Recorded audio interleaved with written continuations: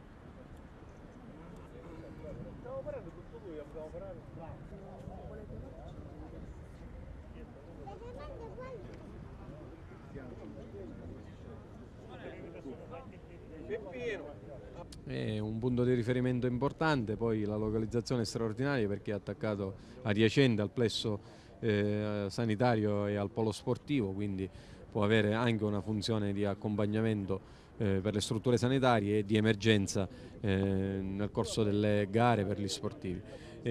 Come governo della regione crediamo molto, perché è stata finanziata con il contributo della protezione civile, crediamo molto in questa rete delle superfici, non soltanto per la parte come dire, delle emergenze, ma anche per la parte dei trasporti, turismo, infrastrutture, quindi c'è un canale che va perseguito con determinazione, il governo lo sta facendo e sono tante le superfici che stiamo inaugurando e credo quella di Pedare è oggi un valore aggiunto anche per questa comunità. Lei poc'anzi ricordava l'iter che ha portato appunto a quest'opera. Sì, come tutte le opere che si inaugurano, dietro ci sono ansie, trepidazioni, momenti importanti, scelte decisive. E questa io credo che è stata una scelta azzeccata sia per la localizzazione. Ho ringraziato tutto l'ufficio tecnico perché un'opera realizzata con la progettazione dell'ufficio tecnico e con le maestranze dell'ufficio tecnico, e quindi questo è un valore aggiunto anche sotto questo profilo. Ecco.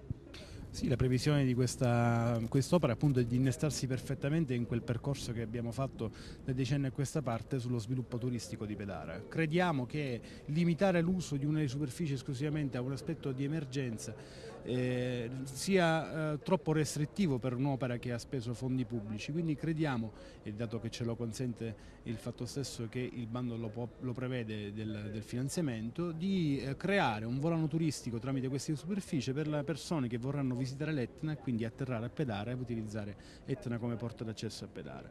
In questo momento studiamo un bando di affidamento che ci possa appunto permettere questa strategia e credo anche il fatto stesso che sia una superficie vicina a una struttura sanitaria, perché no, potrebbe essere anche un volano di sviluppo ulteriore dell'offerta sanitaria a Pedara, perché se la dirigenza dell'ASP vorrà potrà anche accrescere l'attuale offerta qua a Pedara.